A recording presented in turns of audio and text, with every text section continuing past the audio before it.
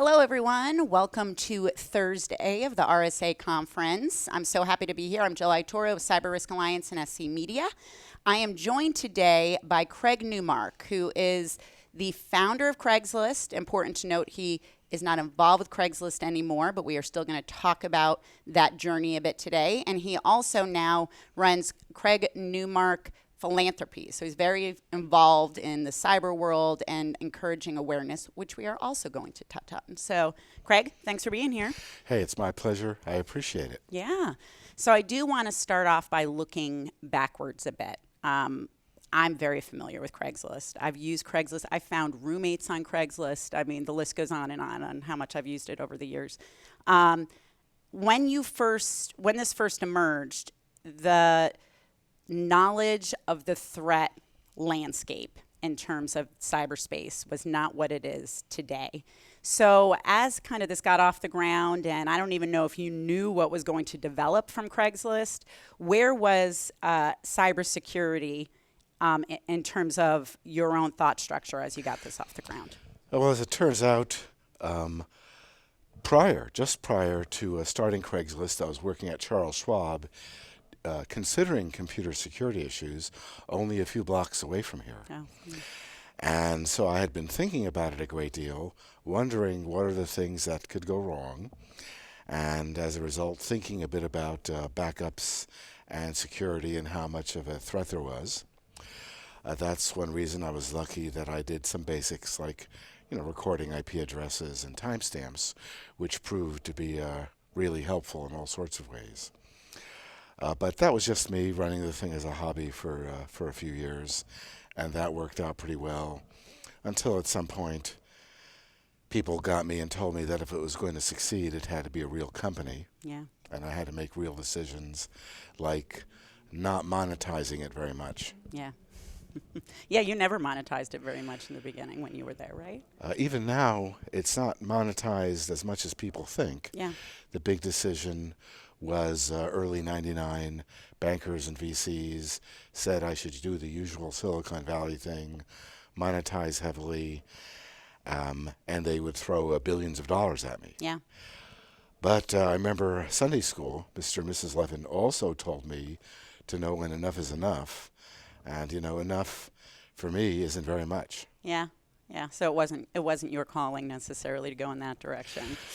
No, I do allow myself to buy all the science fiction I want, but I need absolutely zero yachts or mansions. So did you see or experience during those times any situations involving the security of that application, of that service? In terms of security, not really much.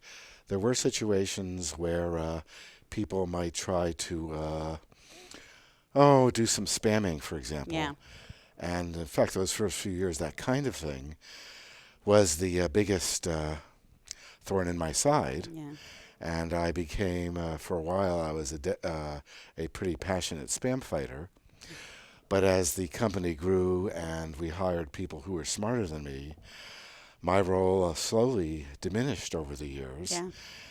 And maybe 5 years ago or so, I realized that they didn't need me at all. That's when I retired, but then I went into full-time philanthropy, so I'm busier than I've ever been. Oh, for sure. So, and I want to go into that, but I have one more question tied, because I want to get your perspective on how you look at the landscape and the technology evolution and apps being developed now. It's a whole different world in terms of the threat landscape. So, when you consider what the environment looked like back when you developed Craigslist and now what the environment looks like as entrepreneurs are coming up with these great ideas and developing new technical apps, how does it compare? Are you glad to not be doing that at this moment in time because of that? Well, I'm involved in the thick of it in any case Yeah. because the worst threats we face have to do with information warfare, cybersecurity attacks, even harassment. Yeah. And right now, some of those problems are far worse than when I started Craigslist. I was fortunate in that in the science fiction I read, people were already talking about that being part of a future threat landscape. So that helped me be emotionally prepared and intellectually prepared for that. So the landscape is worse now. The tools are coming along to deal with that, and faster than I anticipated, and that's working out pretty well. For example, I'm funding efforts to find ways where people can counter harassment, focusing first on an effort to counter the harassment directed against women journalists, Oh, because women journalists as a group get the worst of it, and that's one effort I'm focusing on. Related to that, I have a feeling I'll be helping support low-cost media lawsuit insurance for journalists. wow. Is that right? I've been looking at that for some years, and I finally located a group which is serious about it. Yeah. And I just have to decide what how large the check will be. Yeah, that's fascinating. I'll be watching that. Just Yeah. circumstances. So let's talk a little bit more about the philanthropy you do in the cyber world. You and I spoke a bit about it. You've been doing this for some time. It seems you have a particular interest in awareness, in training, and even consumer protection, it seems. So talk to me a bit about where you're prioritizing. Well, the biggest area in my philanthropy right now is cybersecurity. I mean, I indulge in other areas like pigeon rescue, but we could talk about that later. In cybersecurity, I keep thinking that, our foreign adversaries have never attacked us on our own soil like now. Yeah. But I think back about World War II, where everyone was expected to play a role defending the country if you were able to play that role. So that means to me cyber civil defense, because that's what people did back then. And for me, it's two big components. One has to do with education, training, eventually workforce development. The other big area has to do with the development of tools and services to help regular people, civilians, fight bad stuff and to protect themselves. Yeah. So, for example, we need the education and training to protect ourselves so that we know how to use things like multi-factor authentication. We knew how to defend ourselves against phishing. We need to know how to protect ourselves while we're using the Internet of Things. Yeah. Now, a civilian who gets good at doing this may decide that they have a knack for it, and maybe there's a great career in cybersecurity waiting for them. In this country, there's over 400,000 job openings. Oh, yeah. So the education I'm talking about should lead right into professional level cyber education, and we're working on that. And then beyond that, there should be big tech employers like IBM, Google, Microsoft, Amazon, who are ready to take on interns, apprentices, who have prepared themselves through all this education and who are good bets on people who will find a career. Yeah, that's amazing. Yeah. Now, you talk about IoT. We all have it in our homes. I think people have it and don't know they have it to some degree, which is interesting. What are you working on? You and I spoke a little bit about a project or an effort you're getting underway. Well, this has to do with tools and services for regular people to defend themselves. And the idea is that the company with the longest track record helping protect consumers, regular people, regarding devices, that's Consumer Reports. They've been helping people for 85 years, back when washing machines were high-tech. So what I've done is commissioned Consumer Reports to do testing of devices, Internet-connected devices like our cars, and testing Internet-connected devices like coffee machines. I'm very concerned because my wife, Eileen, is a member of the Nespresso cult. There's lots of them. Yeah. Lots of us out there, I should say, to be honest. So I've asked the Consumer Reports people to be prepared to test coffee machines, particularly Nespresso, for a hint of self-awareness, because I fear that as the next generation of their machines become Internet connected, I worry about them achieving self-awareness and deciding to rule humanity as telling us that we're either coffee producers or consumers. And I fear Eileen will have to send me back in time to stop this from happening. No one will give up their coffee. The coffee wins in most of Well- those scenarios, so we'll Well, see. as of minutes ago, now I'm worried that internet-connected refrigerators will realize that the old moldy food in them are potential bioweapons. Oh, yeah, they are. They are. Yeah. In mine, they are. So there's more for me to ask of Consumer Reports. I also work with groups like Global Cyber Alliance, who right now does things like running honeypots, looking for bad actors who themselves are looking for things to subvert. They're working with Shadow Server along those lines. Shadow Server goes around the net looking for websites who are malicious, who may try to run phishing systems or may otherwise try to download malware onto your systems. Yeah. So there's a lot going on, and that means someone who's been fortunate enough to do well in the business Yeah. and who's not obsessed with yachts and or mansions to do something about that. Now, that's not altruistic or pious or anything. That's the deal of just paying attention, I guess, in Sunday school and realizing what we're about because I'm very much a nerd of the 50s. Yeah. And a nerd's got to do what a nerd's got to do. Yeah. So looking at, that Consumer Report approach, which is fascinating. I use it. Most people use it. It's the first thing I look at when I'm making a buy, particularly technology.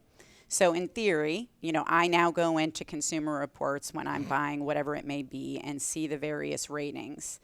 So would potential security standards, in theory, be incorporated into those ratings, or at the very least, whether they're meeting a certain criteria, would that then be incorporated into the reviews of these offerings? Is that the thought, or? That's my vision. Yeah. But ethically, I can suggest things. Right. But the deal is that Consumer Reports does have very strict ethics. Yeah. Also great fact-checking, which is uncommon sometimes. And they're good at what they do. Yeah, they are. And what I thinking of seeing is that when you're looking at a car, you'll see a QR code maybe pointing to a review of a product, but also its security measurements. I mean, it would start with a security nutrition level, which is something NIST is working on as well. Yep. And the deal is you want some assurance that, again, your car won't drive you off the road. You want some assurance that your baby cam will be hard to hack and that won't turn into a bot army trying to run a distributed denial of service attack someplace, because that may not endanger you, but it would sure be embarrassing. Yes, it would.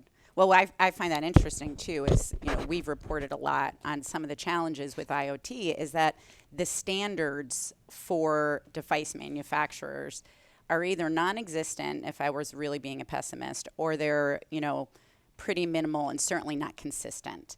So maybe this is me being overly optimistic, but I could see this also being a nudge for the vendor community, for the manufacturers to say, okay, we have to put these standards into place because otherwise it is going to trickle down and the consumers start changing their buying decisions. I mean, I assume that that's kind of the goal, right? That is, in my thinking at least. The deal is that right now, sometimes you can't trust an internet-connected device to be doing basics in security, like even insisting on a password and not a default password. Consumer Reports has a really good track record with this kind of safety consideration. Yep. And it's a natural thing that with sufficient funding that they could go ahead and do something like that. And I'm very optimistic that they're going to be doing a great job, and maybe sooner than we think. Yeah, I was wondering that. What's the timeline for this, do you think? I don't know the specific one. And my job is to nudge people into good directions. I'm not a top-down leader, particularly as a nerd. I can nudge people relentlessly, and I can help fund things, which helps. And then I can nudge some more, and I can remind people to communicate better and better, Yeah. because it's not enough to do the right thing. People need to be talking about it. Yep. And that's a lesson I learned the hard way. But it's sunk in a really big way. Yeah, absolutely. You mentioned the workforce problem, which has been, I mean, as far as I'm concerned, a bit of a theme at RSA right now. It's a lot of talk Yeah. of, both whether you look at it in terms of lack of talent, lack of a workforce, lack of diversity across the board. It seems the general consumer awareness that you talk about, like you said, could go really far to making a difference in that area. What else are you all doing in that space? Well, the deal is that a lot of people have come around providing parts of the solution. Mm-hmm. I've been working on that, although there's so much of it going on. I'm now working with people at the Aspen Institute Cybersecurity Group to track it for me, specifically Katie. Oh, yeah. And Katie's now looking at things for me, like I'm funding a group called Vets in Tech, which trains vets and their spouses for cybersecurity careers. That's great. The side message here, as a country, we're forgetting how much we owe vets, and we've never realized well enough how much we owe their families. I'm also supporting other groups, for example, Girls Who Code. I've been working with them for years. And now I'm also working with the Girl Scouts and their cybersecurity merit badges.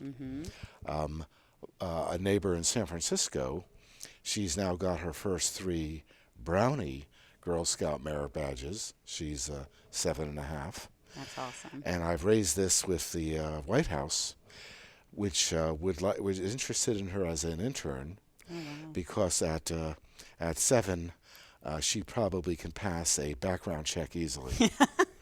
that Don't be so sure. I don't know. I've heard about government a long time. That's not necessarily the case. Well, that may have been a joke, and I am sure that I have a 4-year-old niece who would not pass a background check.